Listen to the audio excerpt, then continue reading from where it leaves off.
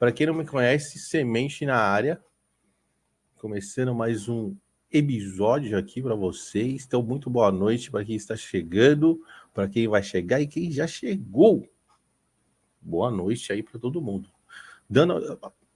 E antes disso, dar os recados da noite, os recados que eu dou sempre, deixa eu arrumar essa cortina aqui para o fio aparecendo, gente. Não pode.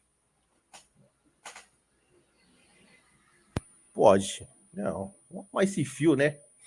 Então, recadinho que eu dou sempre aqui, se inscreva no canal, toca no sininho para receber as notificações, se inscreva no nosso canal de cortes do Cafofo, certo? É para se inscrever. Compartilha essa live aqui, gente, compartilha para mais pessoas que passar mensagem, hein? Passar mensagem, conteúdo bacana, então compartilha.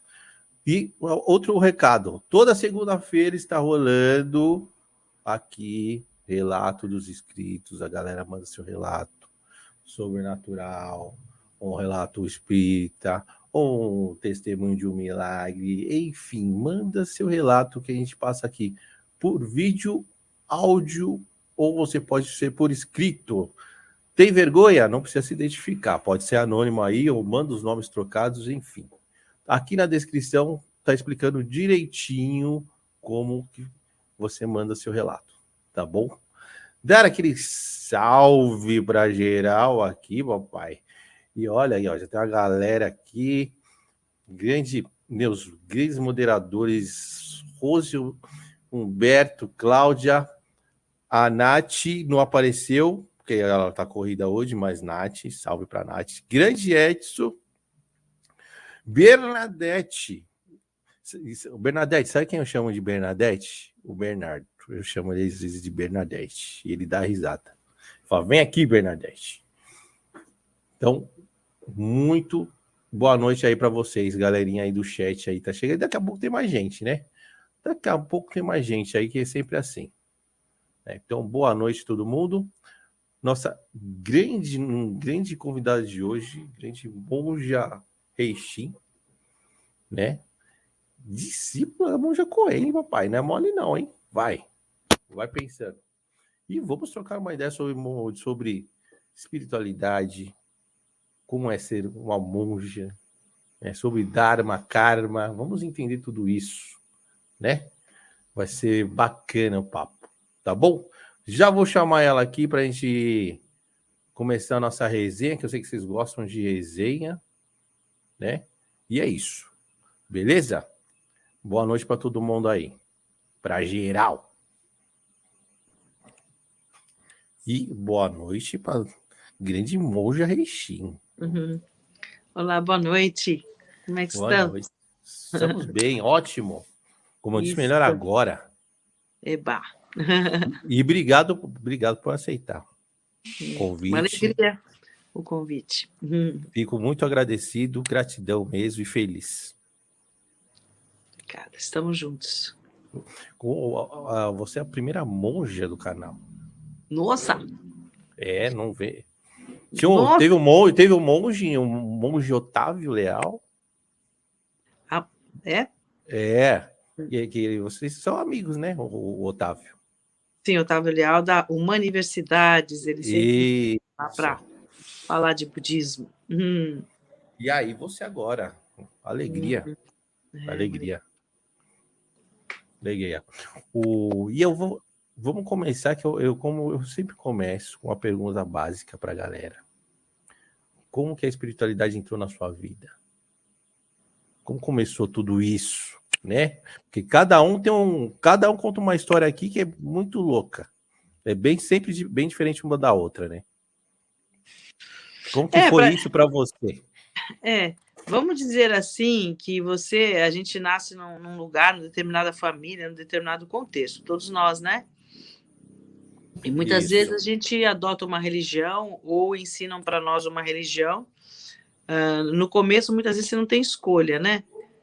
Você nasce num contexto e tem uma determinada crença. Então, a gente confunde um pouco crença, religião com espiritualidade. Mas vamos dizer assim, as pessoas associam muito religião com espiritualidade. Então, vamos por aí, né? Então, você assume uma religião, aí na sua... Assume não, te colocam no colo uma religião, você pequeno já entra nessa religião, desenvolve um sentido de sagrado na sua cabeça ou não, né? Ou fica que nem Isso. papagaio de religião, né? Fica repetindo coisas sem saber o que está fazendo, mas você foi educado assim, recebeu esse condicionamento todo, né? Tem gente que fica e vive essa religião que chegou dos seus familiares ou dos seus amigos, dos seus relacionamentos. Você vive essa religião e tenta desenvolver uma espiritualidade, né? Então as coisas são meio misturadas. Agora, tem gente que tem essa vivência de conhecer uma religião ou estar numa religião e se envolve, como também nem se envolve, né? E aí fica aquela coisa, mas não é isso que eu acredito, o que eu acredito? Aí a pessoa começa a crescer nos relacionamentos, na vida, e quando começa especialmente a conviver com problemas, né? Quando a pessoa começa a ficar triste, começar a ficar deprimido, as pessoas buscam muitas vezes religião quando estão ficando na fossa, ou quando estão ficando assim, as coisas estão ficando ruins na sua vida, aí acha a religião ou a espiritualidade como algo mágico, que vai melhorar a sua vida. Isso é tudo uma grande mistura, né, na nossa cabeça, da cabeça nossa, né? Mas aí a gente vai escolhendo, fazendo as nossas escolhas, a partir do momento que a gente vai tendo necessidade de procurar, né? A procura, muitas vezes, é que nos leva a viver determinadas religiões com intensidade ou não, né? E aí desenvolver espiritualidade, desenvolver uma relação com o sagrado. E essa relação com o sagrado, muitas vezes, ela é interesseira pra caramba, né? Eu quero ficar em paz, eu quero ficar sossegado, eu quero ter prosperidade, eu quero ter muita saúde, aí eu vou buscando uma espiritualidade, um caminho religioso, tudo muito misturadinho, para ver se eu, pelo menos, consigo ficar em paz com Deus, em paz com um ser superior, ou que nem o diabinho vem me atazanar, enfim, o tempo todo a gente está misturando essas coisas na nossa vida, né? No meu caso, eu logo entrei num contexto cristão, né, da família cristã, católica e tal, mas eu tive escolas e professores que me ensinaram muito a entender essa religião, né?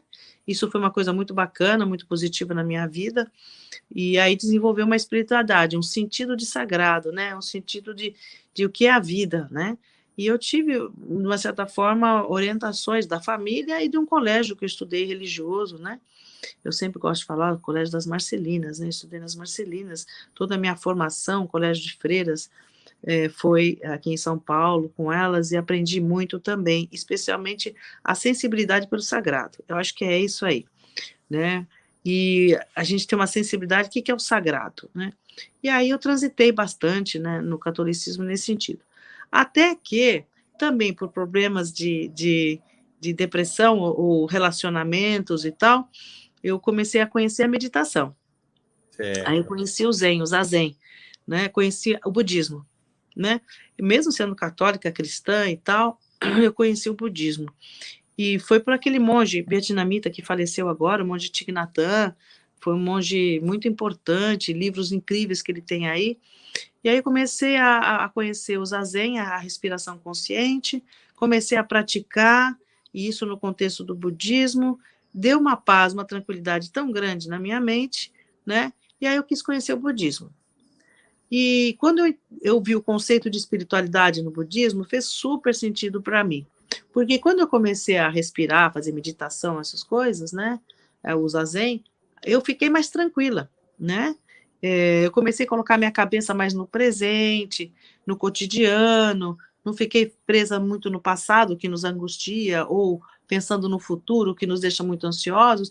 Eu comecei a ficar mais presente. Isso me deu um contentamento muito especial. É como se eu tivesse esvaziado uma mala cheia de pedra, sabe? Sabe aquela mochila cheia de pedra que a gente carrega, né? Sim. Carregando. Aquela mochila minha esvaziou, né? Aquele relacionamento, puxa, aconteceu, passou, mas eu estou aqui agora, respirando, percebendo o momento presente, e fez tão bem, mas tão bem para mim, falei, puxa, eu quero conhecer o budismo. Legal. E aí o caminho foi, só para resumir, o conceito de espiritualidade no budismo é cultivar uma mente sadia, né? É cultivo de uma mente sadia, o budismo, né?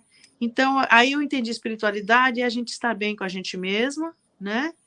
E aí, ao estarmos bem, cultivar uma mente de sabedoria e compaixão, aí mudou totalmente a perspectiva minha de espiritualidade, até mesmo de religião. Ponto. Legal, Falei muito, ponto. né? Não, Falei mandou, muito, né? mandou super bem. Não, mandou super bem, mandou super bem. Não, legal. O que eu tenho curiosidade de saber como é ser uma monja, porque assim, ou monge, né? Porque desde pequeno, como passam pra gente, parece que os monges, no geral, são pessoas próximas do divino, né? Mexeu até a sobrancelha, né? Como que é? Qual são as verdades e mitos, né? Não, a gente projeta muitas coisas, né? É. Primeiro que eu sou uma monja, né? É monja. Monja no feminino, sou uma mulher monja, né?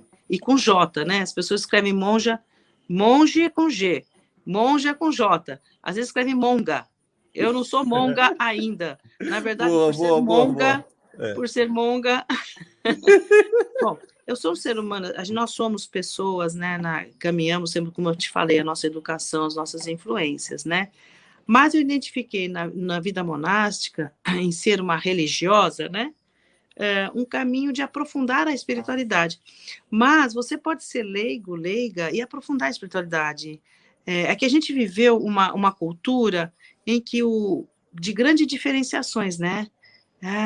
O padre, a freira estão no estado, nós, seres mortais, leigos, tal, somos. A gente discriminou demais, sabe? Então, e a gente projeta muito fantasias, é mito, entendeu? Simplesmente como a Monja Coen fala, a gente precisa se tornar monge para viver a espiritualidade, a gente precisa se tornar.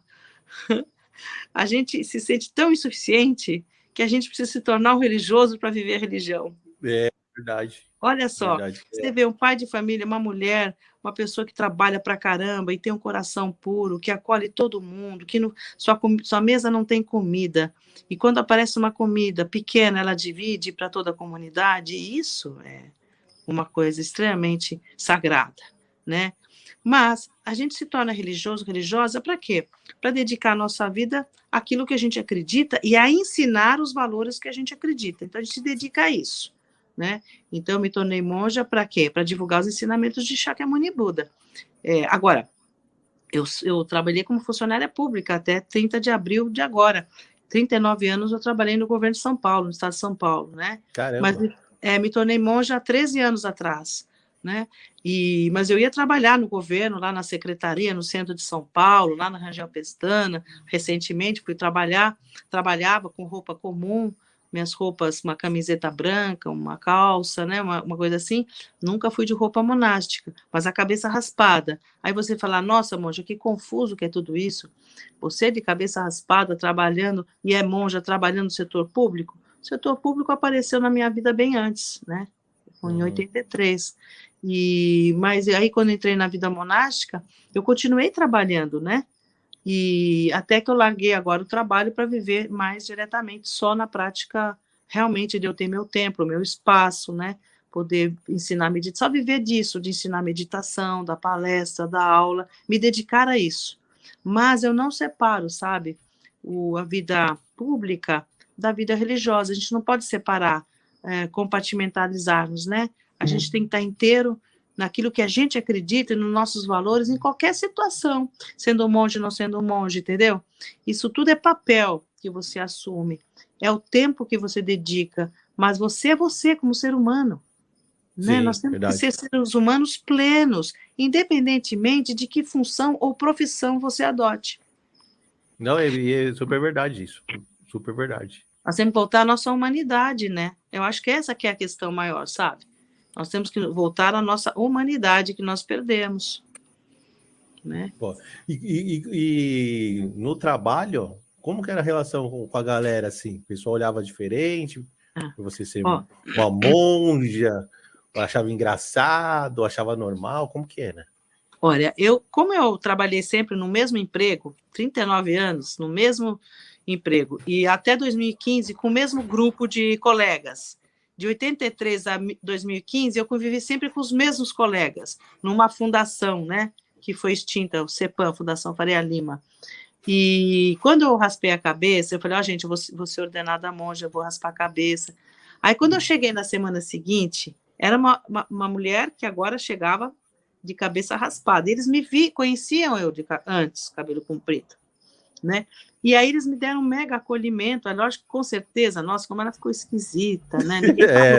Ninguém falou, ela ficou bonita, ficou feia, ninguém falou. Mas todos me rodearam com muita ternura. Os meus colegas que já me conheciam. O legal quando eu saí para uma reunião na Secretaria da Justiça, uma reunião que a gente estava mediando ia ter uma conferência de direitos humanos grande no estado de São Paulo. E eu estava no grupo da metodologia dessa conferência. Aí eu cheguei na reunião, sentei bonitinha lá, carequinha, né? Lá da Fundação Faria Lima, cheguei lá como técnica do governo, sentei, pus meu gravador na mesa, assim, para gravar a reunião. Todo mundo lá, eu falando, que eu gosto de falar, todo mundo falando de várias áreas da sociedade, governo, eu falando também da metodologia. No final da reunião, um moço virou para mim e falou assim, escuta aqui, essa coisa que você tem aí na frente, o gravador, tá? Isso aí é insulina? Isso é insulina? Não, isso é um gravador. Então, você imagina, eu falando o tempo todo, ninguém me ouviu, né? Que eu estava falando. Todo um dia estava pensando, quem é essa moça? Que será que ela está fazendo quimioterapia? Será que com certeza. Está doente? Ninguém ouviu o que eu falei, com certeza, né? Eu me divertindo, falando a 1000 por hora, né? Depois eu expliquei, não, gente, eu me tornei religiosa. Aí essa é a primeira semana, né? E eu estou numa reunião pública. Lá na minha fundação, nunca a minha chefia me restringiu. Muito ao contrário, me deu mais responsabilidade. Não foram preconceituosos, muito ao contrário, né? Depois eu passei a ser a monja da fundação, todo mundo gostava, curtia, me apoiava. Agora, quem me via na rua, quem não me conhecia, com certeza, e muitas vezes aconteceu de me parar na rua e falar assim, eu vou rezar por você, olha, eu rezo por você, tenha fé. Falei, obrigada, pode rezar, porque todo mundo acha realmente que eu estou... No Brasil é quimioterapia, né? As pessoas veem uma mulher com a é quimioterapia. Só um caso me falou que eu era roqueira. Você é roqueira? Adorei. Foi um caso só. Mas as pessoas não estão acostumadas, não, com uma mulher com a cabeça raspada. Não. Eu ia até perguntar, sempre teve monjas? Sim, monjas no budismo, né, não é um número grande. É bem reduzido o número de monjas. A minha tradição é do Japão. Tá. Né? O budismo, ele tem muitas escolas, sabe? Nós brasileiros, a gente só conhecia o Dalai Lama, né? O Dalai Lama, que um lama muito especial, né? E todo mundo achava que o Dalai Lama era o papa do budismo, então era o único. Não. O Dalai Lama é de uma escola no budismo. O budismo tem inúmeras escolas, e a gente não tem papa, não tem quem centralize, né? Desde Shakyamuni Buda, que surgiu na Índia, né? O budismo é da Índia, 2.600 anos atrás, né? 600 anos antes de Cristo, que surgiu Shakyamuni Buda, Siddhartha Gautama, e depois que ele entrou em Parinirvana, morreu, né? A gente não fala, morreu, com 80 anos, os seus alunos se espalharam no mundo. Ao espalhar na Ásia, né? Europa, Estados Unidos, foram criando muitas escolas. O ensinamento é o mesmo, mas as escolas são diferentes, a forma de explicar. Tá. Isso é importante, a forma de explicar. A minha tradição vem do Japão, é o mesmo budismo da Índia, mas a linguagem é do Japão. E no Japão, a gente tem as nossas características de prática, né? Isso aí você começa a observar as várias diferenças no budismo e as várias formas de práticas, né? E é por aí. Então, a gente precisa, às vezes, explicar para as pessoas essas grandes diferenças. Né? Mas volta... Eu ia até falar que o pessoal acha que é tudo uma coisa só, né? O ensinamento é o mesmo, tá? Vamos dizer, o diapasão, até o diapasão na música tem vibrações diferentes, né? Mas vamos dizer assim, o ensinamento é o mesmo. tá? De Buda, de Siddhartha. Aquilo que ele acessou, que ele descobriu por meio da meditação e que ele ensinou até os 80 anos de idade, isso todas as escolas budistas no mundo todo ensinam. Só que a forma de ensinar é diferente. Né? Entendi. A forma de...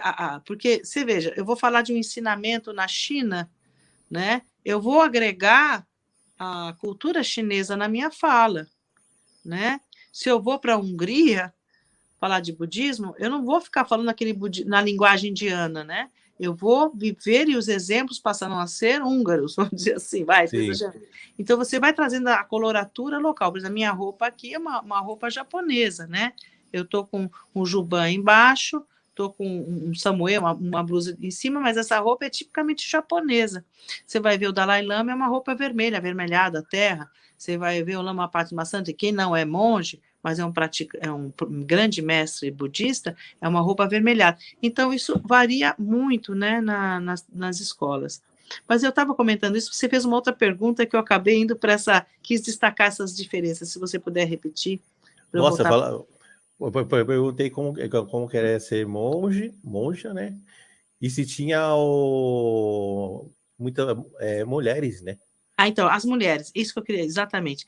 E o budismo no Japão, predominantemente masculino, né? Muito forte, né? Na nossa tradição do século XIII, então, muito masculino. Aos poucos foram surgindo as mulheres, né?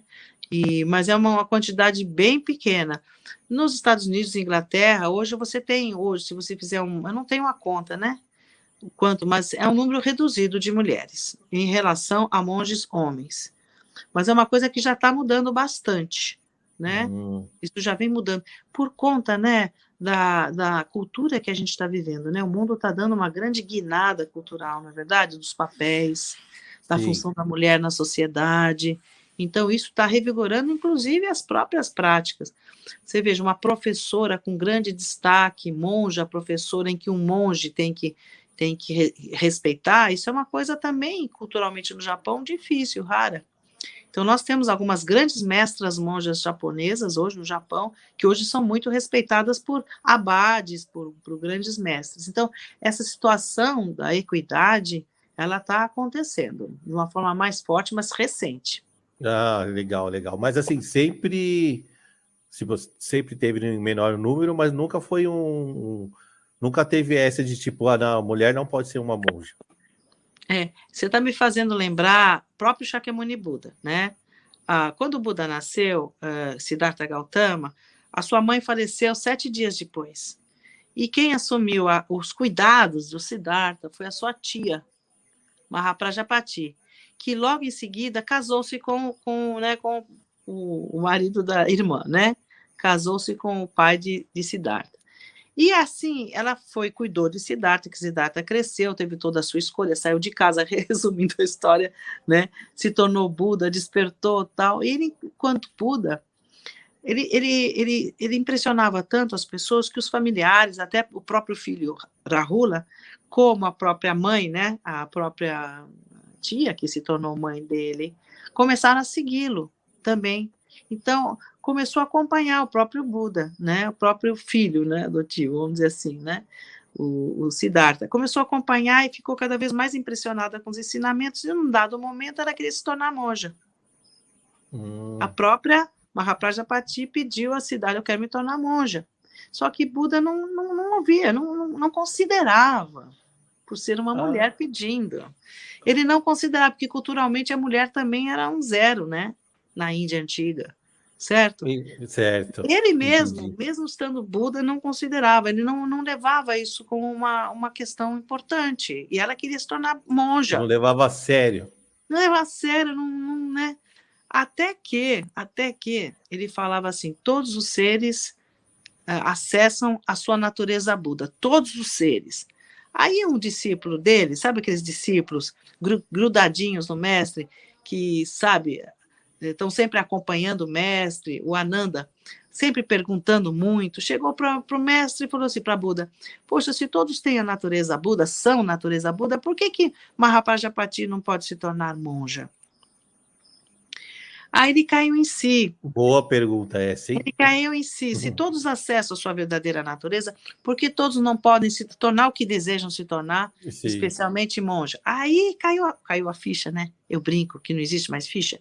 Aí o próprio Shakyamuni Buda, o Buda histórico, o ser iluminado, percebeu. Claro que ela Precisou pode de, se tornar monja. precisou de um toque, né, de externo.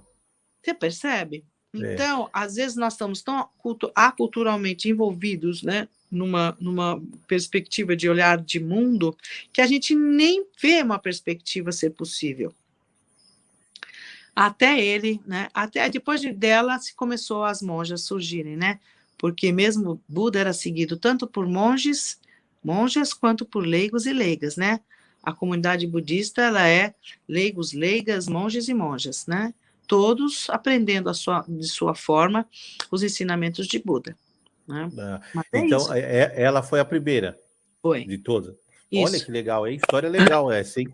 É muito, muito interessante, e o mais legal ainda, que foi um aluno de Buda lembrando o Buda. É. Eu quero dizer isso para você. A gente está com a cabeça muito quadradinha, cara, muito quadradinha, né? E por um lado a gente vai para extremos, mas existe um caminho do meio, que é sermos flexíveis, termos uma cabeça aberta, percebermos se estamos discriminando ou não. O que eu estou pondo no alto e estou pondo no baixo? O que eu estou elevando, o que eu estou rebaixando? Nossos preceitos budistas, a gente fala, não se elevar, nem se rebaixar e nem se igualar. Nós não somos iguais. Essa coisa de falar que somos iguais é perigosa. Nós somos diferentes. Nós temos necessidades diferentes, somos diferentes e nos compomos assim. Entende? Então, a questão está aí, né? Onde eu estou pondo os meus valores, onde eu estou me separando, né? O próprio Shakyamuni Buda olha, ele acolheu a pergunta provocativa do seu aluno. Ele não falou, aluno pentelho, você não existia pentelho naquela época, essa palavra, e ele não falaria isso. Mas, enfim, esse aluno está pensando o quê? Me perguntar isso? Quem pensa que é? Não, Buda, nossa, faz sentido mesmo. Todos acessam a sua verdadeira natureza, então por que Mahaprajapati não pode se tornar monge? Claro, sim. Né? Legal. Muito legal essa história. Regi, sabe que eu queria perguntar aí, que você desse uma dica, que eu acho que eu acho que é um negócio difícil. Como meditar? Tá. Porque, eu acho difícil meditar, você limpar, né, sua mente, né, entrar naquele... Eu acho difícil demais. Então, pra galera que tá assistindo e tem vontade, né, de começar a meditar, como eu, dá uma dica, porque o negócio é brabo. Eu adoro quando as pessoas perguntam dessa forma, porque a gente criou uma ideia falsa de meditação. Sabe? A gente criou uma ideia de que é limpar a mente. Joga fora tudo isso, é besteira isso, não é nada disso. Eu acho que a gente... Não, joga fora, não é limpar a mente, que ninguém tem rodo e pano, ninguém tem, sei lá, não tem nada dessas coisas. Nossa mente está perfeita como está, com todas as confusões. Gostem das confusões de vocês, que são momentos de lucidez. Se vocês estão muito confusos e confusas, é porque vocês estão em movimento, porque as coisas estão acontecendo, né? Então é muito saudável essa nossa loucura cotidiana. Sejam loucos, sejam perturbados, entendeu? Eu quero dizer o seguinte, nós estamos vivendo muita energia, muita coisa ao mesmo tempo, né? O que é meditação? É frear tudo isso? Não é frear tudo isso, não é parar tudo isso, é observar isto, né? É observar, é dar um timezinho interno, uma respiração, que permite que você se observe, você se conhece, você passa a se conhecer. A gente não usa a palavra meditação, sabe? No Zen. Tá. Porque é meditar sobre alguma coisa. A gente fala zazen. Za é sentar, zen em profunda consciência. Mas do quê? De nós mesmos, cara pálida. Né? Eu gosto de falar. É da gente mesmo, a nossa tela mental. Você claro, você tem um método, você tem um passo a passo para ajudar, mas chega uma hora que você abandona esse passo a passo, entendeu? Vamos dizer assim, a gente diz, alinha a coluna, Senta reto, coluna reta. Tem um passo a passo, né? Tá. A gente pode até fazer aqui. A gente senta, coluna reta, alinhe sua coluna, sua cabeça numa posição, seus olhos ficam entreabertos, você abaixa os olhinhos assim, não fecha no zazen, a gente não fecha. Abaixa os olhinhos, fica entreabertos, começa a respirar, observa a respiração, o ar entrando, né, o ar saindo, aí você começa, nessa pequena coisa que eu fiz agora, você parou de pensar nos problemas por segundos e pensou no seu corpo. Isso, não foi? É isso mesmo. Não foi? Deu um tempo. Esse tempo é a distância do cosmos, né? Quando você dá esse tempo para perceber você, nem que seja por meio segundo, né? Você deu um time para você, deu uma arejada na cabecinha. Você não ficou pensando no passado nem no futuro. Você ficou prestando atenção na sua inspiração e na sua expiração. As costelas abrindo, a barriga. Tem todo um passo a passo que a gente orienta, tá? A gente pode fazer. Legal. Quanto mais você faz essa respiração, você observa, nossa, eu estou preocupado com o programa, nossa, eu não paguei aquela conta, nossa, aí você fala assim, tá, realmente eu não fiz isso, daqui a pouco eu resolvo. Aí vem, inspira, inspira, puxa, aquele cara é isso, né? Ou aquela menina é aquela coisa assim, nossa, vem tudo na cabeça. Eu fiz isso. Você observa que está vindo. Você observa essa chuva que está vindo na sua cabeça. Observa, não briga, não. Você fala, tá bom, depois eu resolvo. Volta para a respiração. Você não evita, você só não desenvolve.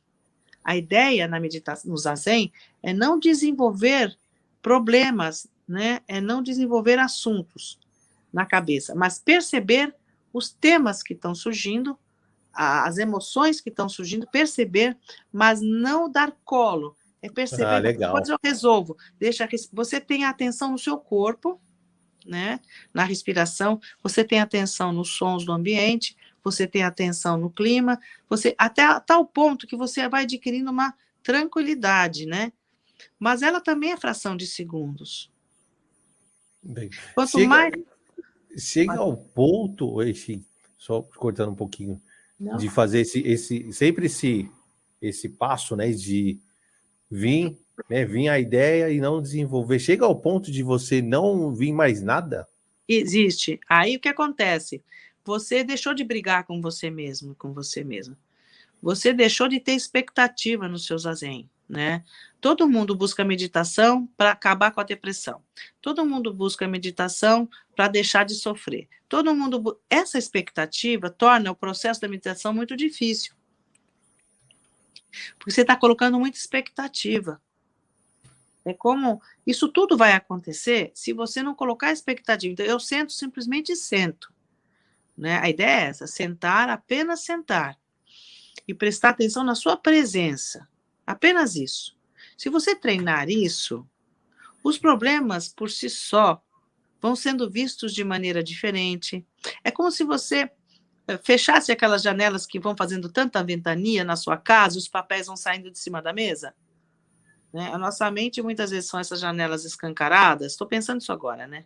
Sim. E o vento vai passando e vai tirando todos os papéis em cima da mesa e você quer segurar os papéis, né? É bem isso. Então, a meditação, o zazen, é quando você, não que você fecha as janelas, é figura de linguagem, mas você para esse movimento frenético que existe, porque você percebe que é necessário, né, assentar, e você fica na sua respiração, né, e as coisas vão assentando naturalmente. Não vão assentando porque você quer que assente. Elas naturalmente vão se assentando. Um outro exemplo que eu gosto, né? Dá para falar mais?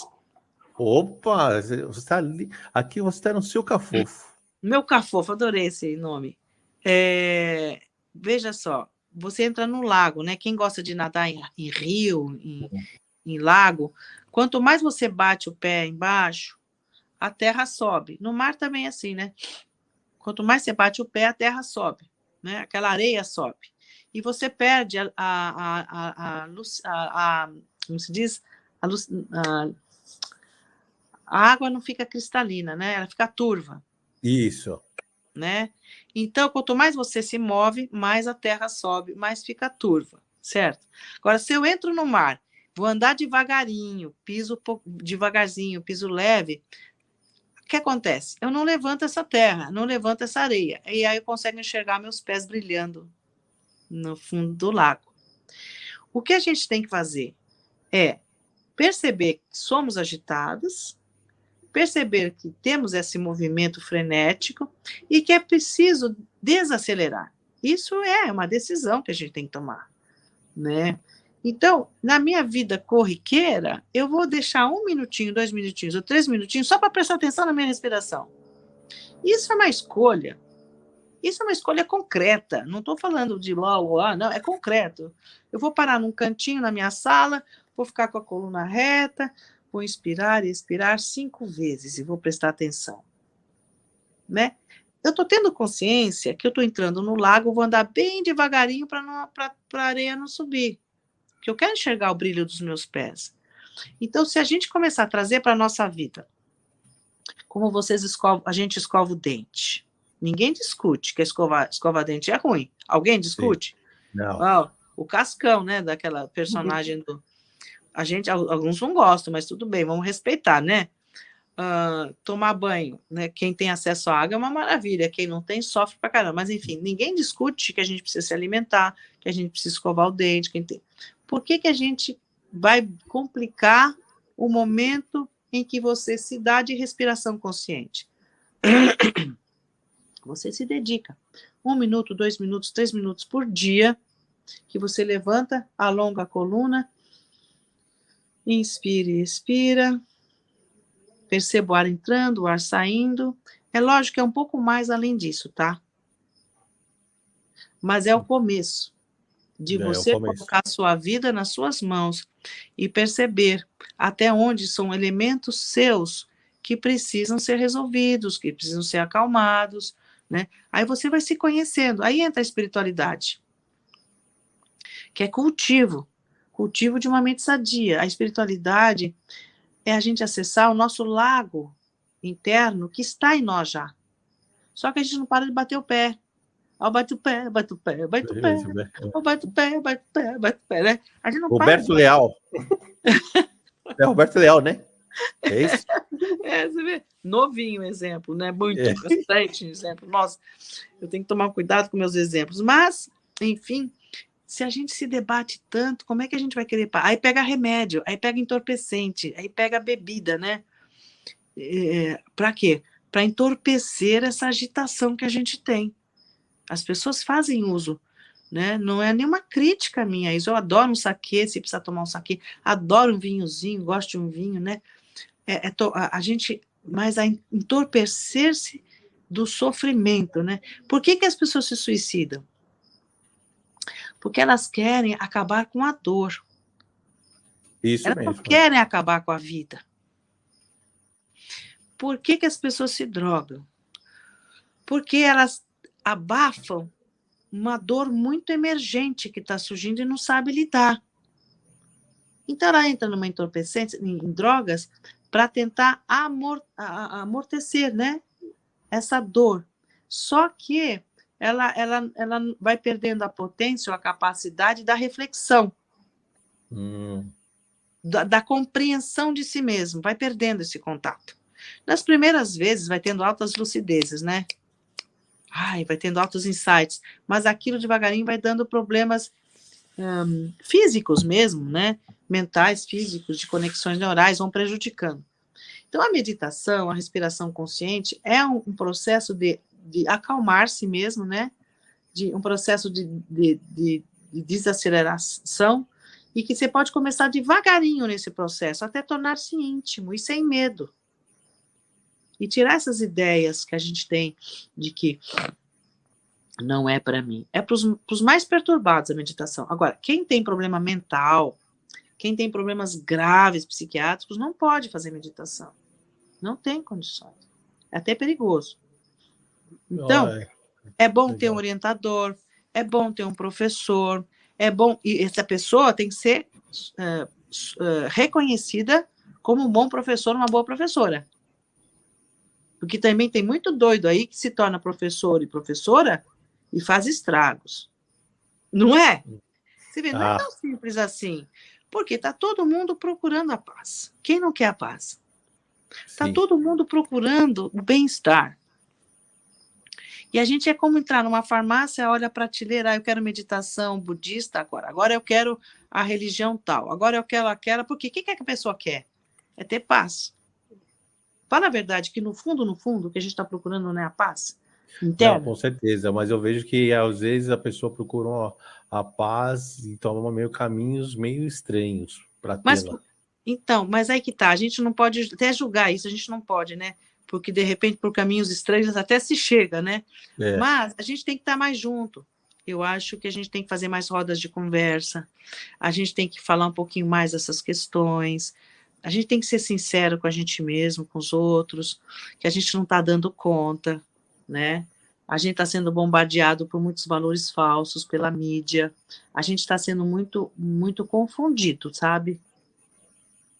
Então, Pode diga. continuar, pode continuar, pode continuar. Não, pode falar que você Pode. ia falar. Não, completando isso que você falou, né, de estar sendo bombardeado, mas eu acho que a internet ajudou bastante, né, a prosperar, né, esse lado do monges e monges, né, porque ficava um negócio bem distante da galera e meio que quando aparecia de vez em quando na TV, e hoje você vê mais gente, né, falando.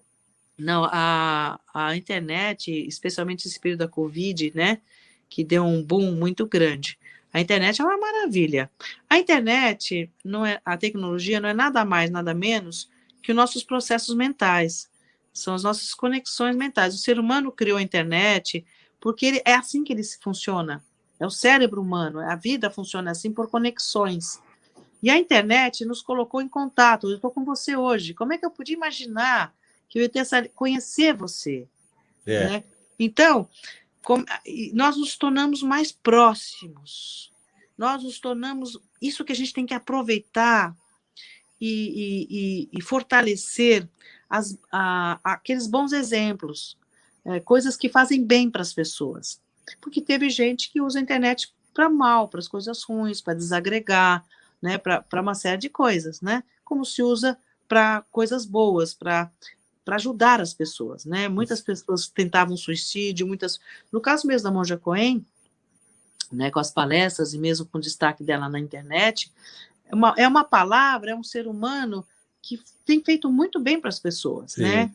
E a internet permite a gente divulgar isso. E o seu papel também é importante, o seu, né? O seu trabalho, o seu esforço de criar esse programa, esse canal.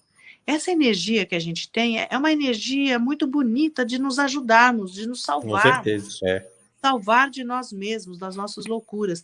Então a gente está devagarinho se ajudando.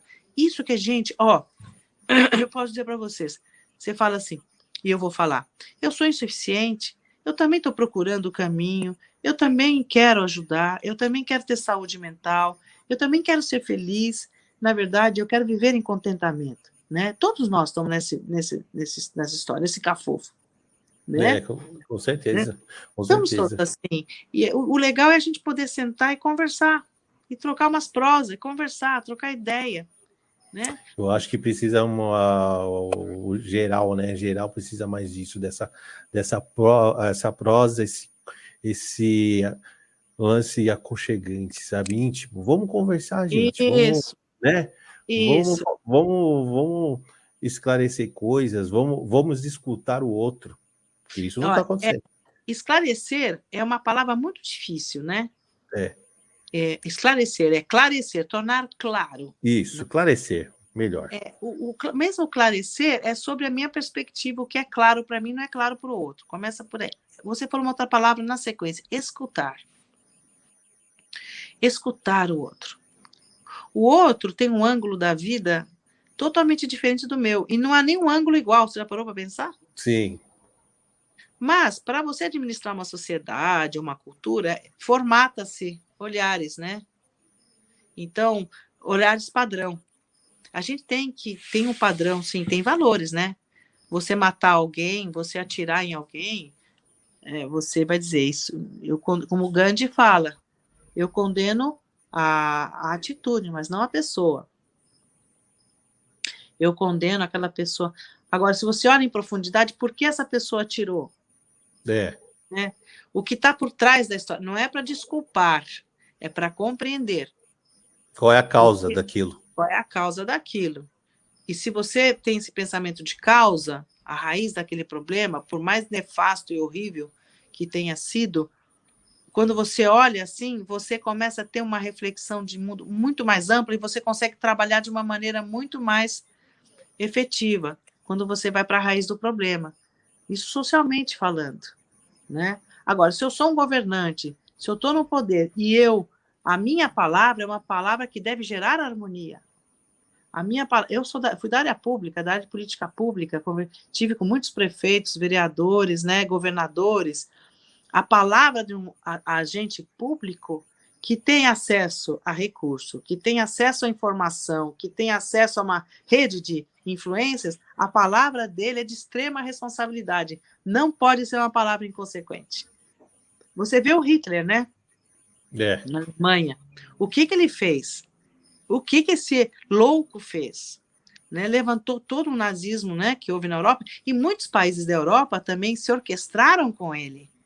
E criaram um grave problema contra os judeus, contra os ciganos, contra os homossexuais, né? Então, nós somos porta-vozes do quê? E não precisa ser agora governador ou ser uma liderança. Você, como cidadão comum, você é porta-voz do quê? Olha, o que a gente está divulgando? O que a gente está promovendo com a nossa palavra? Né? Que efeitos a gente está provocando no outro com a nossa palavra? E isso só nos Por isso o autoconhecimento, entendeu? Por isso que a gente tem que se conhecer, chegar mais perto de nós mesmos. Nós nos tornamos estranhos de nós mesmos. Aí você vai pegar um modelo externo. O modelo externo ajuda, mas você tem que se achar. Mas aí acho que o modelo externo você tem que pegar com só uma base, né? Exato. Como uma base, como um estímulo. Como eu peguei a Monja Coen, né? Eu sou monja. Com certeza, eu me projetei. Puxa, a Monja Coen, eu conheço já há 25, 26 anos a Monja Coen, né? É um modelo. Desde quando eu conheci, é um modelo. O que ela falava fazia muito sentido. Isso que eu acho legal. O que ela falava fazia sentido para mim. Era familiar. Então, o que eu quero dizer para você? O que o outro fala para nós que nos é familiar? Que nos faz sentir em casa. Sabe essa sensação? Sim. Precisamos estar com pessoas e com exemplos que nos fazem nos sentir em casa, na nossa mais profunda intimidade. É isso que eu acho. E aí eu me espelhei nela, lógico que ela foi um exemplo. Eu sou monja por conta desse exemplo. Um exemplo externo, mas que fez me revisitar internamente. Legal. Eu lembrei de uma coisa, Oxi, que quando a gente começou a conversar, você perguntou para mim, César, por que você está me chamando? Qual o motivo? Né? E aí eu falei, né? Expliquei. Esse é um cuidado que você sempre tem quando vai fazer uma live? Não, eu cheguei a perguntar isso para você, porque você me chamou? Não, por que eu perguntei isso para você? Que eu queria saber qual era a sua necessidade.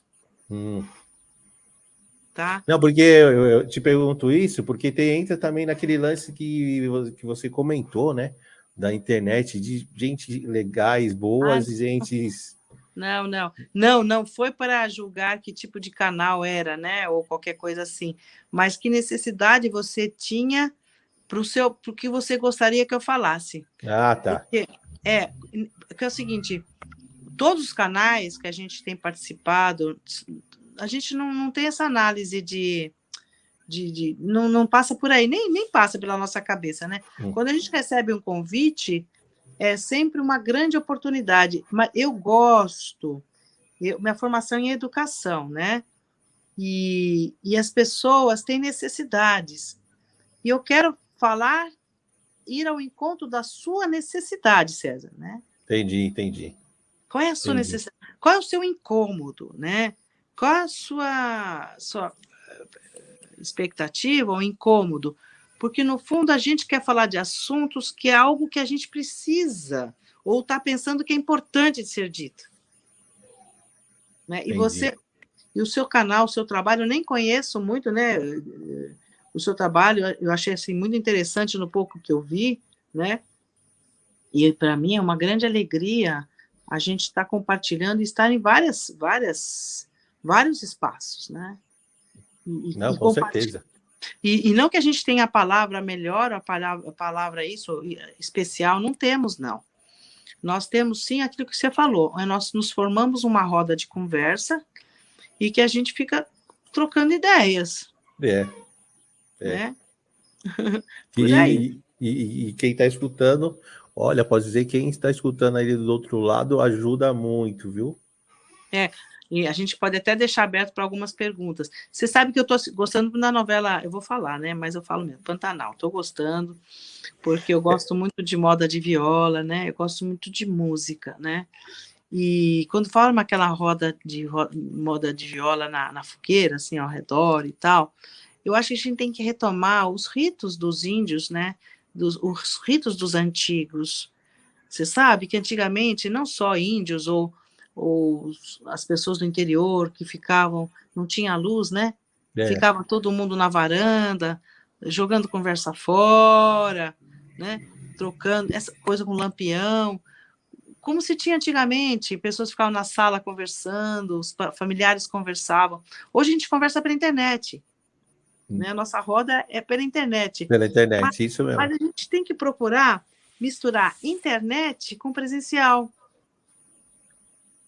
como a Também gente acho. faz o híbrido, né? A gente faz online e presencial, mas rodas de conversa, sabe? Também acho. Precisamos O retomar povo isso, faz até happy hour pela internet agora. não é? É. Eu acho que deve fazer, mas tentar misturar com presencial um pouco. O... Você falou do Pantanal e eu assisti a primeira versão Sim. que passou na manchete. Gente, eu sou velho, hein? Tô E nós velho. dois estamos ali, ó. Essa versão é boa quanto a outra? Eu não lembro da primeira, né? Eu acho que a tendência é ser melhor, porque a tecnologia é superior, né? É. E o jogo de imagens que. Não estou fazendo apologia da emissora, mas que os recursos de imagem, de luz. Agora, o Pantanal é outro, né? É. Se eu fosse comparar, eu não lembro das imagens do Pantanal do passado e hoje, com certeza isso aqui está bem a dever, né? Porque a gente hoje está uma crise no Pantanal, né? Uma seca muito grande, né? A gente não estou analisando ambientalmente falando, mas em termos assim poéticos de luz e tal. Mas eu me refiro mais às violas, né? Essa roda de viola que acontece e as fantasias, o folclore, eles estão explorando demais o pensamento mágico, né? Ah, A legal. mulher que vira onça, agora um que recebe o diabo, eles estão misturando, tá? Uma coisa bem folclórica, muito interessante. A gente está viajando um pouco nesse nossa live aqui, mas para dizer para vocês, né, que eu acho que a gente precisa voltar à nossa humanidade, né? Voltar para a nossa casa, voltar para nós mesmos e ver que nós estamos perfeitos como somos. Estamos bem. A gente só precisa dar colinho para nós um pouco. Se aceitar, né? Dá um colinho, entendeu? E dá o colinho, dá um acolhimento, não se julgar demais, não se comparar, não se achar inferior, isso tudo nos leva ao sofrimento, né? Mas somos tão diferentes e tão ricos, e a respiração consciente, o zazen, essa inspiração e expiração. Lógico, eu sou uma monja budista, os ensinamentos de Buda são muito simples e ajudam bastante a gente nessa travessia na vida, né? Uma palavrinha que ele fala, e tudo está em constante transformação. Esse é o ensinamento dele. Então, Pode falar, pode continuar. então não Que a adianta gente... você querer segurar a realidade se tudo está em transformação. A gente só quer segurar a realidade, né? Estamos todos interligados. Esse é outro exemplo, que a internet é Verdade. o maior exemplo. Você agir Você... separado, você sofre. Então aí vai. Como tem pessoas que eu já convivi que tem uma vida, vamos dizer, uma vida até que legal, tá? Sem muitos problemas, mas esse tipo de pessoa vive reclamando de tudo. Vive reclamando de tudo. Nada tá bom, e o emprego tá ruim, a casa tá ruim. E quando você faz aquela análise da vida da pessoa, que tá ruim mesmo, tá tão ruim assim, você vê que a pessoa não tem tanto problema. Meu, como lidar com uma galera dessa? Ó, primeiro você não tem que lidar com galera nenhuma, né? Assim, e não julgar. A gente tem que parar de julgar. Se a pessoa está tão perturbada, se a pessoa ela está passando por algum sofrimento. Aí você tem que ver. Entendeu? A pessoa está passando por algum sofrimento. Então, saúde. Né? Saúde aqui pra você, amor. Saúde! Né? Ela tá tomando vento aí, ó. Tá no vento aí. É a esposa. Ela disse: chega! Reixim! Chega! Reixim! Chega! Viu? A pessoa não está satisfeita, é um problema dela. Não fique. A gente não pode julgar o outro. Mas você tem que pensar o seguinte: o que será que está acontecendo com esse ser humano que ele está assim? Ou que ela está assim? Por exemplo, ela está gripada, está me dando sinal. Se espirrar pela terceira vez, ela está gripada. Então, está me dando alguns insights de que precisa de alguma ajuda. Agora, a pessoa não quer ajuda, você reza, então, entendeu? Quarto, terceiro espirro, hein, da sua esposa. Terceiro espirro. Você está me ouvindo? Tá ficando resfriada. Então, isso que eu quero dizer, assim, não se preocupe com a galera que está num determinado movimento. Você pode fazer o quê? Você que é da mídia, faça um trabalho, uma conversa que possa ajudá-los, mas de repente eles estão com alguma demanda que você não está vendo. Então, não é que você sabe mais que eles, ou eles têm uma história aí que está acontecendo, né? Que a gente precisa saber por que está acontecendo. Né? Não dá para julgar. Não, legal. Agora, uma pergunta que eu sei que a galera queria que eu fizesse aqui, que é sobre Dharma e Karma. Qual que é a diferença, né, desses dois e o que é? Porque eu sei que a galera dá uma confundida também. Bom, essa galera que dá confundida está muito misturada com o espiritismo. Não é toda a galera que sabe o que é Dharma, o que é Karma, né? São palavras muito específicas. Especialmente o karma, né? Isso. É o karma daquela pessoa ser assim. É o karma. A mulher dele é o karma da vida dele.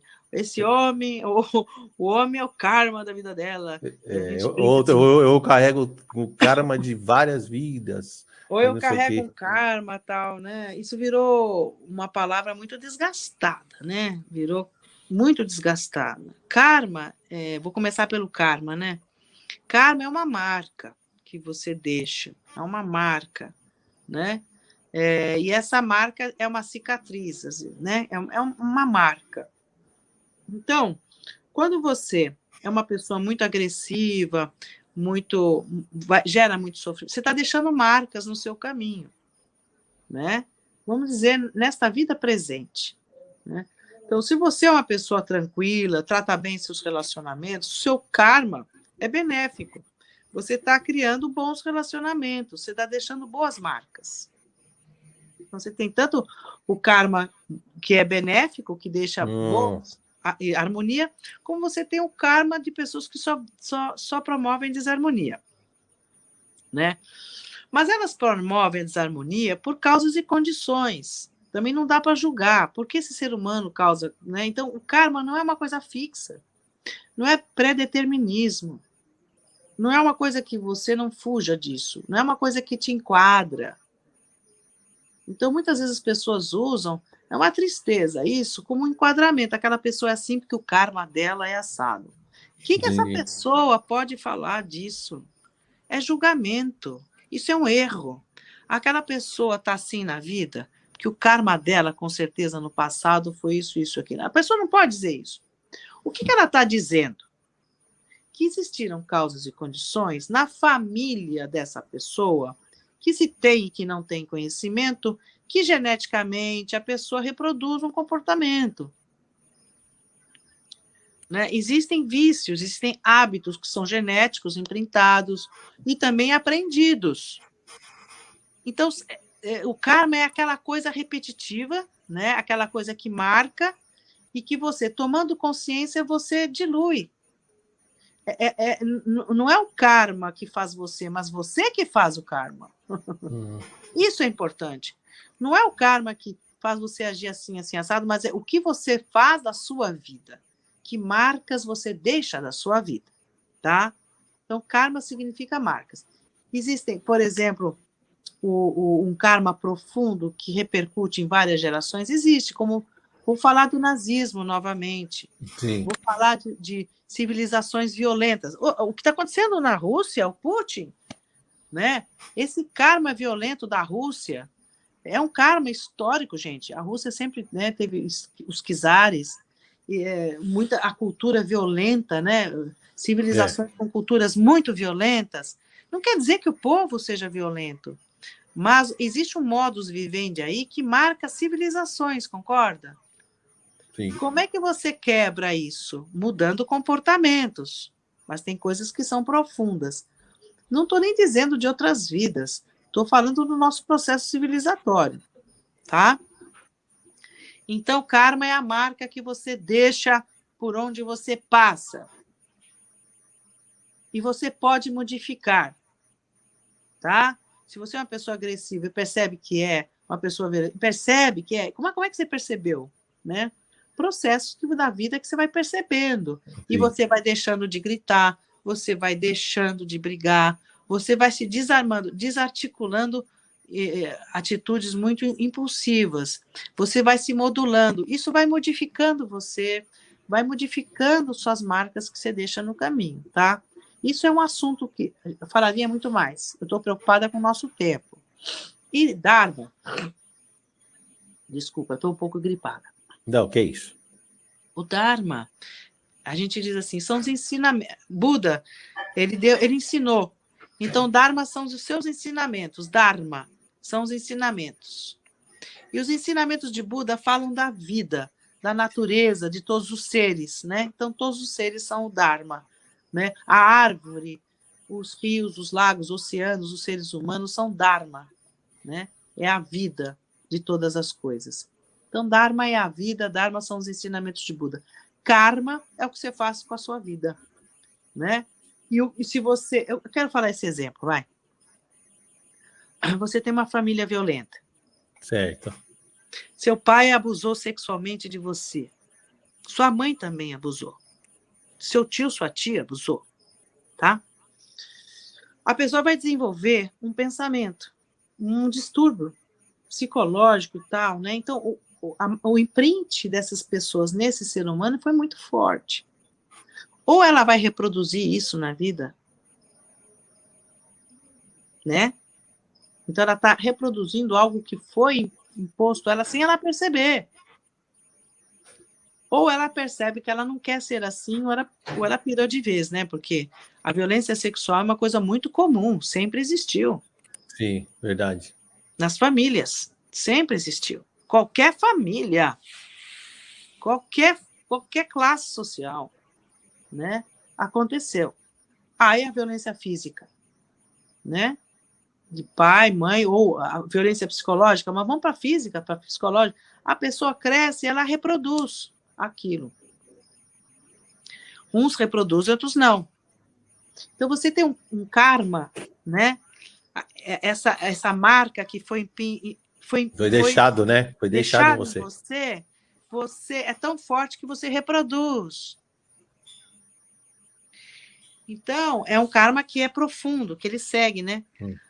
Mas quando você vai percebendo por causas e condições, a lei da causalidade, você vai encontrando gente no seu caminho que te ajuda, que te dá colo, que te salva, né? Que te resgata da sua humanidade. Isso, você vai mudando essa marca que está te empurrando, né? Você já vai respondendo diferente. Verdade. Você vai desarmando. Uns vão para medicamentos, né? Uns vão para meditação, que ajuda bastante. Às vezes não dá conta. Então, a gente vai procurando recursos para mudar essas marcas que a gente teve também na nossa vida. Por isso que é difícil julgar os outros, entendeu?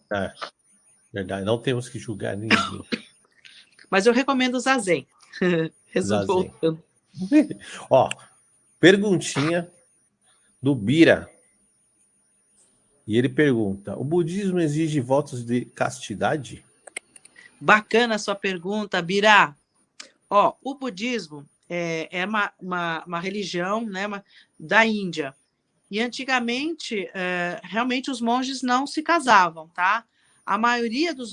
Nós estamos falando dos monges, né? A castidade é para os monges, né? Monges e monjas, é isso, né, Bira? Acho que deve ser os dois, isso.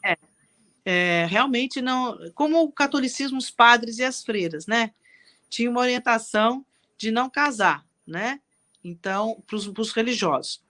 O nosso budismo japonês é diferente. Pode casar. Tá. Mas isso é recente, é de uns 200 anos para cá. Mas os monges não se casavam. Por que pôde, né? Uma vez teve um incêndio num mosteiro. Essa é uma das histórias, né? Tem várias leituras disso. Um incêndio num mosteiro lá no Japão, há 200 anos atrás, e o imperador foi visitar esse mosteiro e, no fundo, ele descobriu várias famílias. Os monges tinham várias famílias, estavam tudo escondido lá nas montanhas. Aí o imperador falou assim, se vocês, monges, não têm condições de manter o voto da castidade, o voto de não casar, se vocês não têm condições, vamos mudar o voto. Vamos mudar o voto. Bem na sua pergunta, Bira. Então, não manter relações sexuais impróprias. Significa, não está falando de homofobia, não está falando disso. Não manter relações sexuais que gerem sofrimento. Impróprio nesse sentido. Vocês podem manter relações sexuais responsáveis, de cuidado, né? Então, foi apenas no budismo japonês. Isso não é em todo o budismo, viu? Tibetano não tem. Não, só no budismo japonês que os monges, tanto da nossa tradição Soto Zen como outras tradições japonesas, os monges têm a opção de casar. E isso salvou muitos mosteiros, porque o pai passava para filho a gestão de um mosteiro. Então, salvou, entendi. Inclusive, os mosteiros, né? Continuou de família, de pai para filho e tal.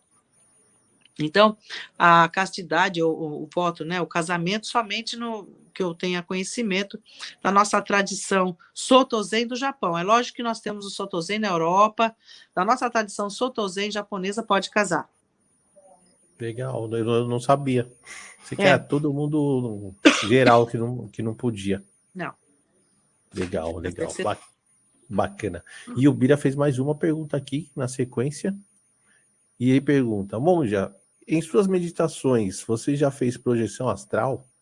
Não, a gente não usa esse recurso, tá? Você tem vários tipos de meditação, Bira. Muitas meditações, tá? Por isso que a gente não usa a palavra meditação. Você tem várias meditações, não só no contexto budista, né? Vários contextos espiritualistas, católicos, cristãos praticam meditação. Esse recurso de meditar, né? De você visualiza coisas, você visualiza cores. No cristianismo, você visualiza o coração de Jesus. É uma visualização, você coloca foco, é um método de focalização. Então, você visualiza o coração de Jesus, ou você visualiza cores, ou você canta. Você usa vários recursos, né? Essa questão astral, você pode fazer esse tipo de mentalização, ou buscar isso. No Zen, não. O Zen é presença no aqui e agora. Né? O nosso conteúdo é a nossa presença com tudo que somos. Então, a gente inspira e expira, observa a nossa mente, como ela está, mas volta para a respiração. Mas a tal ponto que a gente abandona pensamento, abandonamos mente, abandonamos corpo, nós estamos totalmente inteiros com tudo que existe. Né? E esse é o estado da presença absoluta, quando não há separação. Legal. Coração e mente são uma única realidade. Né? Então, a gente não fica criando contextos. Né? Por aí. Bacana, por aí. Mais uma perguntinha da Bernadette. E ela fala: monja, vocês praticam o jejum? Se sim, qual a importância? Isso. O jejum, nós não praticamos jejum como um método na nossa prática, né? não praticamos. Não é da nossa prática Soto Zen praticar jejuns. Mas existem budismos que praticam jejum, sim. Existem retiros que as pessoas praticam jejum, né? Mas nós não temos isso como uma regra ou como uma prática institucionalizada, tá? Na nossa da Soto Zen. Você pode encontrar essas práticas em outras religiões, em outros contextos, inclusive budistas também. Se você vai fazer um retiro, a gente evita não comer carne em retiros, né? Então, você faz uma comida mais leve, para que a meditação seja mais leve, né? Você vai ficar comendo coisa pesada ou comendo muito para fazer zazen, você dorme. Então, o jejum não é uma coisa para que seu corpo esteja no estado saudável para uma prática. Mas se você também pratica jejum, nós tivemos casos de praticantes que ficaram com essa coisa na cabeça e não ficaram comendo e desmaiavam. Você tem que alimentar muito bem as pessoas numa prática de meditação e num retiro. Tem retiros que se tira o café. Certo. Né? Nós, do Zen do Brasil, a gente oferece café. A gente até orienta que deve usar chá verde, né, para a pessoa não dormir. Porque a gente é viciado em café, né? Então as pessoas ficam com dor de cabeça, ficam passando mal. Então a gente já oferece, a gente é bem, de uma certa forma, no caminho do meio aí, né? A gente não oferece carne, nada pesado. A alimentação de um sesshin, de um retiro é bem leve, bem equilibrado, mas tem proteína, tem coisa, porque a gente tem que estar bem na prática de meditação, de zazen. Aí, jejum por jejum, você tem que estar orientado. E para que esse jejum? Senão você pode se prejudicar. Boa. Bom toque para a galera. A Rose mandou aqui. Bom, já como vocês veem a vida após a morte e acreditam em reencarnação? Shakyamuni Buda, Buda histórico, nunca falou de reencarnação, né? A gente fala que não há princípio nem fim, né? A vida não há princípio nem fim. Para nós dizermos assim, somos um constante incessante, né? É lógico que o nosso corpo acaba, nosso corpo é perecível. Sim. Né? Mas existe um conceito no budismo que eu gosto muito de explicar para vocês, que aí é mais complicado ainda, talvez. Não existe um eu fixo. É César, né? O Sim. César é resultado, ele é o seu pai e sua mãe. O César, ele é os seus ancestrais. Quem é o César, se não os seus ancestrais? Se não os seus relacionamentos? Você que perguntou, Bernadette, né? Bernadette. Você Não, agora foi a Rose. A Rose. Foi a Rose. Você é sua mãe e seu pai, você é seus avós, você é toda o seu DNA, você é o DNA da humanidade. Quem que reencarna?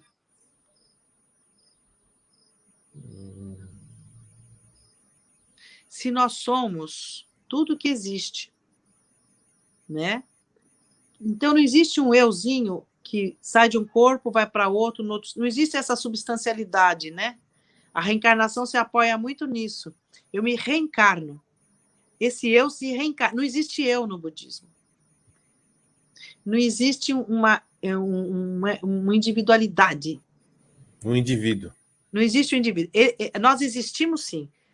César, tudo que você faz, fala, compromete com a teia da vida. Existe a nossa presença no mundo enquanto seres humanos, né? Nós somos uma realidade, mas nós somos uma realidade, eu digo, representativa de um DNA. E outra coisa eu vou dizer, Rose, o que a sua palavra, Rose, ela, para ser sua palavra, você aprendeu na escola, você aprendeu nos seus relacionamentos. A sua pergunta tem a ver com quem você convive, tem a ver com o que você está estudando, com o que estão falando para você. Então, a sua pergunta não é só sua, né? Então, e você está perguntando para tentar compreender. Isso é um passo muito importante, a gente tentar compreender, né? Você poderia nem perguntar, né?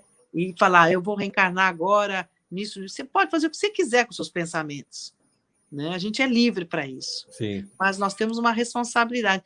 Nós não somos separados não somos indivíduos que se ficam reencarnando como algo tão matemático assim, né?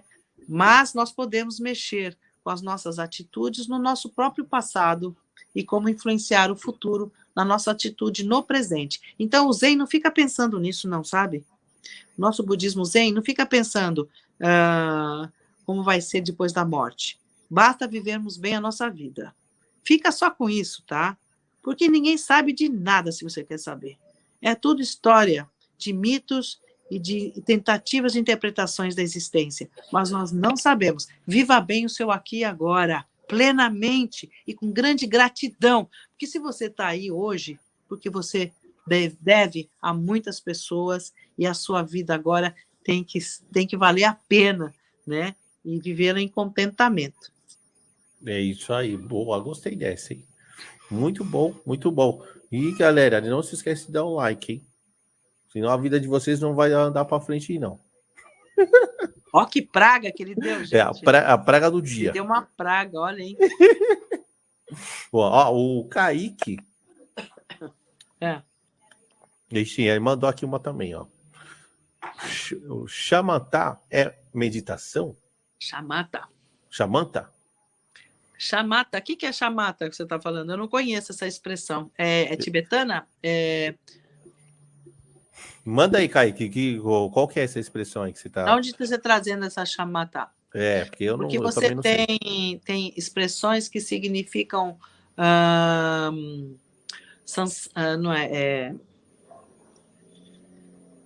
que mostram um coletivo se realizando. Não sei se é esse caso. Vamos ver se ele manda aqui pra gente. Onde você está trazendo esse shamatha? Manda aí, Kaique, que a gente quer saber. Da onde que é? Duarte. Isso. Porque eu também não sei dessa expressão, não.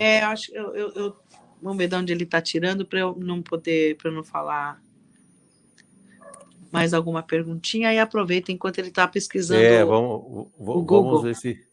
Vamos ver aqui se tem mais alguma. Mas se não tem, eu tenho uma aqui, que é... Como que o budismo vê o céu e o inferno?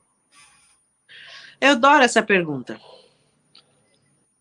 Uma vez, um monge estava caminhando, é uma historinha, e encontrou um samurai. Samurai, no Japão, né? Aqueles guerreiros, eram defendiam, protegiam o rei, né? E aí, ele estava andando na estrada, encontrou com um samurai, e o samurai veio todo aí, ei, monge, me fala o que é céu, o que é inferno. Mesma pergunta dele.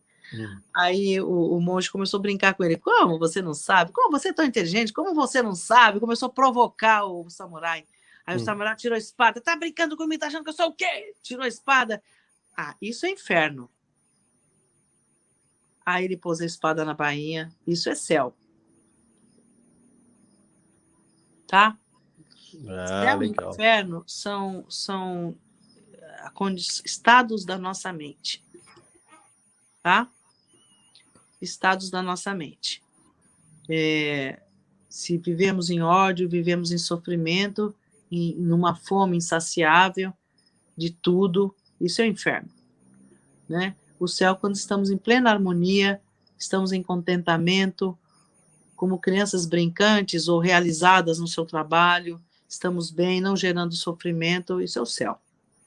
É lógico que todas as religiões abordam que depois da morte, tudo que você fez aqui, você vai ser julgado. Ou vai para o céu, ou vai para o inferno, né? A gente tem muito isso. Não, a gente aprendeu isso, né? Aprendemos isso. Existem os livros clássicos mesmo do budismo. Fala de 6 mundos, fala de vários mundos. Mas a gente explora no budismo que esses mundos, essas são condições, são estados da nossa mente. É o que a gente pode e deve dizer, né? Porque ninguém sabe. Na verdade, são estados. Se você é uma pessoa que sempre gerou sofrimento, ódio, raiva, né? Isso repercute na teia da vida além tempo. É como se você tivesse um mar, o oceano, né? A gente está contaminando o oceano, não está? Um vazamento de navio, de petróleo, isso não contamina toda a biodiversidade, toda a flora, não Você, contamina? Assim é a sim. nossa vida, a gente contamina, a gente tem que perceber isso. Isso é inferno, né? Por aí. Boa. Por aí, por aí. Tem uma aqui também, que acho que é bem interessante para a galera no geral.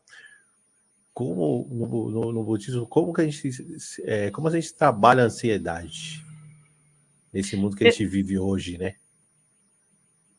Bom, primeiro tem que perceber que está ansioso, que está ansiosa, né? Trabalhar a ansiedade é perceber que está ansioso e que está ansiosa. Perceber como você está. Se você está muito ansioso, ansiosa, eu volto a falar, põe a sua cabeça no momento presente, no que você está fazendo. Por exemplo, eu estou tomando água. Se eu estou ansioso, estou ansiosa, tá? Eu vou beber água ou vou tomar um café, né? Eu estou bebendo a conta do banco, né? Eu estou bebendo o relacionamento. Não, eu estou bebendo água. Água. Água que veio do céu, da chuva, do rio, né? Que chegou no meu copo. Então, quando eu dou um golinho na água, eu estou bebendo essa água e o que tudo fez para ela chegar aqui. Faça esses pequenos exercícios de colocar sua cabeça no momento presente, no que exatamente você está fazendo. A sua ansiedade vai diminuir. Oh, legal. Isso é a coisa mais simples. Você fala, nossa, mas não é bem assim. Eu tenho aquela ansiedade crônica. Claro, tem coisa que você precisa fazer tratamento. Ou vai correr, vai fazer yoga. Agora, tem gente que corre alucinadamente, né? Faz esporte alucinadamente, não está resolvendo. Né? Então, você tem que criar para você meios expedientes de fazer coisas que você se tranquiliza. Vai para as artes, vai fazer um cursinho de pintura, vai fazer música, faça alguma coisa que te faz você voltar para você mesmo, para você ficar mais tranquilo, né? Você vai fazer uma refeição, aprecie aquela comida, não fica pensando fora daquele contexto, né? Não fica trazendo a sua mente no momento errado. Então, você fica ansioso mesmo. Então, a gente tem que saber equalizar a nossa mente.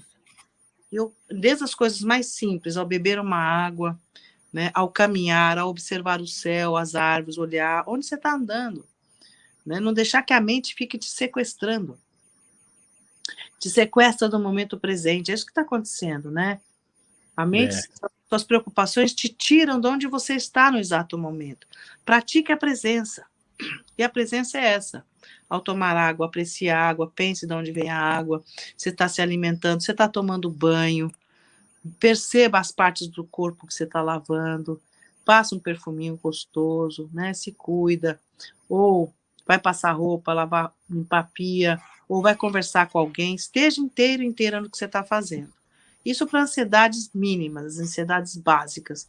As mais complexas, aí depois vai para uma atividade física, vai para uma yoga, fazer yoga, né, que ajuda bastante, meditação, zazen, faça uma arte que te traga para você mesmo, né, para você mesmo. Se está muito mais crônica a sua ansiedade, mude de vida. De repente você tem que mudar de vida, mudar de bairro. De repente você tem que mudar de relacionamento. De repente você tem que mudar a sua vida, né? Sabe, a gente tem que perceber que a gente tem que mudar muitas vezes a nossa vida, hábitos, né? Tem muitas dicas nesse sentido, sabe? Que a ansiedade, ela tá surgindo, ela é salutar, ela tá te dizendo alguma coisa que você não quer ouvir. Então, o que ela tá te ensinando? O que ela tá querendo te dizer? Também tem isso, né? Às vezes precisamos dar aquela mudada radical, né? Mas com cuidado, né? Com consciência. Sim. O Kaique, ele mandou aqui. Lembra da pergunta ao Shamanta? Sim, Shamanta. Shamanta? E ele falou que ele vi aqui que é um treinamento que leva a calma e concentração. Deve ser uma técnica, não sei se da Índia ou cristã, acho que eu estou em dúvida. Essa é uma técnica de meditação, eu não conheço. Não conheço. Bom, vamos lá. O Anderson Góes mandou aqui pra gente. Monge Rishin, de tudo que está descrito na Bíblia, quantos por cento é verdade e quantos por cento é mentira? Vamos por... Primeiro, eu não sou especialista em Bíblia, para te dizer isso, né? E não tem como responder a sua pergunta, viu? Porque a gente sabe, a Bíblia é um livro muito importante para várias religiões, né? E ela tem aspectos históricos na Bíblia, o Antigo Testamento e o Novo Testamento, né? Você tem os livros que relatam tempos históricos. E com esses tempos históricos, as culturas dos povos da época, né? E o seu relacionamento com Deus, né? Que é o importante na Bíblia. E os seguidores. E aí as histórias que aí acontecem. Agora, quanto eu dizer o que é verdade e o que é mentira, você está exigindo muito de mim. A pergunta não é para mim, tá bom? É verdade. Ó, galerinha, só dando um toque, nossa live está para encerrar, então mande suas últimas perguntas aí, tá bom? Que eu não quero depois ninguém chorar me engano aqui, hein? Manda aí. E eu tenho mais uma aqui, que é como lidar com arrependimento? É maravilhoso, né? Nós temos 2 períodos do mês que a gente faz o arrependimento. Na lua nova e na lua cheia, né? Na lua nova e na lua cheia, a gente faz o arrependimento no budismo. E é muito bonita a prece. O arrependimento, assim, todo karma prejudicial que alguma vez provocado por mim, né? Devido à ganância, à raiva e ignorância. Né? Todo karma prejudicial alguma vez cometido por mim desde tempos imemoriáveis. Devido à minha ganância, à raiva e ignorância sem limites, nascido de meu corpo, boca e mente, agora de tudo eu me arrependo. A gente repete 3 vezes isso. Então a gente sempre apronta uma, né? É normal isso. A gente sempre dá uma esbalhada, a gente sempre dá uma escorregada. Reconhecer isso e se arrepender é sempre salutar. O arrependimento é muito salutar. Agora, depende de que arrependimento você está falando aí, né? Me arrependi de não ter estudado isso. Me arrependi de ter separado daquela pessoa. Me arrependi de ter brigado isso. Aí é um outro arrependimento, né? Aí você tem que refletir o que você está fazendo da sua vida e se arrepender, mas atuar, né? Para transformar. Legal. Vamos lá. Gessner mandou aqui. Como mudar um vício mental, um mau hábito? Eu estou adorando as perguntas de vocês, né? Como mudar um vício mental? A gente sabe que tem vício. Você sabe qual é o vício? Quando você percebe que ele está entrando em cena, brinque com ele. Né? Quando você um mau hábito, vamos dar um exemplo de um mau hábito, deixa eu ver, um vício mental, vamos dar um exemplo de um vício mental. O negativismo. Sim. Não vai dar certo. Aquela pessoa, não vai dar certo. Então, está acontecendo uma coisa, quando você vai colocar no gatilho o mau hábito, você fala, não, vai dar sim, não me engana não, vai dar. Tenta inverter. Na hora que você está percebendo, mas assim, faça isso fisicamente também. Brinque com você.